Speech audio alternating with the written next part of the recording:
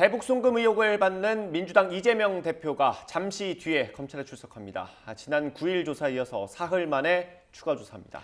검찰은 방북 비용 대납 의혹을 집중적으로 추궁하고 오늘은 조사를 마무리한다는 계획입니다. 자세한 내용 취재기자 연결돼 있습니다. 오종훈 기자.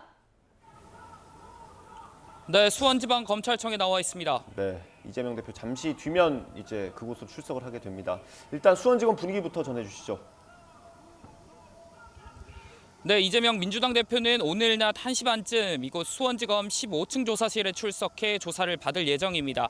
이 대표 도착 시간이 가까워지면서 청사 앞에는 취재진이 속속 모이고 있고 주변에는 이 대표 지지자와 반대 집회에 나선 시민들의 목소리가 각각 들리고 있습니다. 이재명 대표는 단식 13일째여서 출석을 어떻게 할지 관심인데요. 민주당 측은 이 대표가 도보로 출석하겠다는 의지가 강해 현재 다른 이동수단은 고려하지 않고 있다고 밝혔습니다. 이에 따라 이 대표는 지난 9일 출석 때와 마찬가지로 후문으로 걸어 들어와 제 뒤로 보이는 문을 통해 검찰청사로 진입할 예정입니다. 출석 시간은 낮 1시 반이지만 이 대표는 이보다 10분 먼저 나와 입장을 발표할 것으로 보입니다.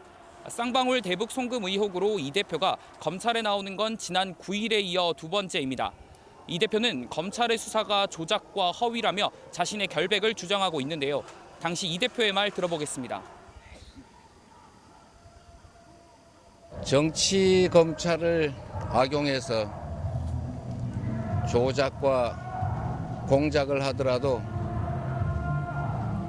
잠시 숨기고 왜곡할 수는 있겠지만 진실을 영원히 가둘 수는 없습니다.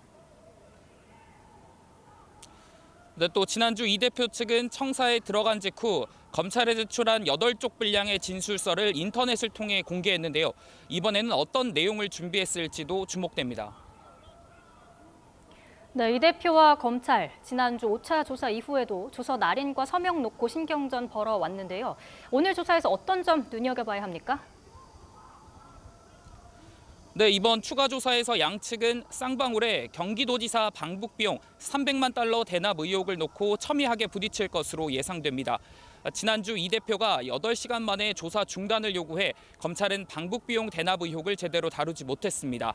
이에 대해 이 대표 측은 쌍방울이 자체 이윤 추구를 위해 대북 송금을 한 만큼 경기도는 무관하다고 밝히고 있는 반면 검찰은 이 대표가 정치적 입지를 위해 쌍방울 사업에 불법적으로 편의를 제공했다고 보고 있어서 양측의 공방이 예상됩니다.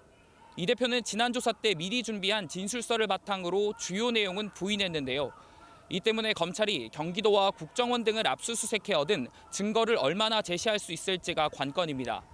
지난주 양측은 피의자 신문조서 서명 날인을 놓고도 맞섰습니다. 이 대표는 자신의 진술이 검찰이 정리한 조서에 누락되어 있다고 항의했고 검찰은 이 대표의 억지 주장이라며 진술 누락은 없었다고 맞부딪혔습니다. 결국 이 대표가 조서에 서명과 날인하지 않은 채 조사실을 나오면서 조서는 재판 증거로 쓸 수 없게 되었는데요. 그랬던 이 대표가 오늘 조서에는 서명과 날인을 할지도 관심입니다. 검찰은 지난 9일 조서에 대한 서명과 날인도 오늘 다시 요구할 것으로 알려졌는데요. 만약 검찰은 조서에 서명하지 않는다면 이 대표가 또 사법방해를 한다고 보고 영장 청구 때 사법부에 관련 기록을 제출할 예정입니다. 무엇보다 이번 조사에서 가장 큰 변수는 단식 중인 이 대표의 건강 상태입니다. 검찰은 이 대표의 건강을 고려해 질문을 계획했던 양의 4분의 1로 압축하고 조사를 신속히 마칠 수 있도록 대비하고 있습니다. 또 구급차와 휠체어 등도 준비할 계획입니다. 검찰은 이번 출석을 끝으로 이 대표 조사를 마친다면 백현동 개발 특혜 의혹과 함께 다음 주 초쯤 구속영장을 청구하는 것을 검토하고 있습니다. 이럴 경우 구속 전 피의자 신분 여부를 판단할 체포동의안 표결은 추석 연휴 전인 이르면 오는 21일쯤 국회 본회의에서 이루어질 가능성이 있습니다. 지금까지 수원지방검찰청에서 YTN 우종훈입니다.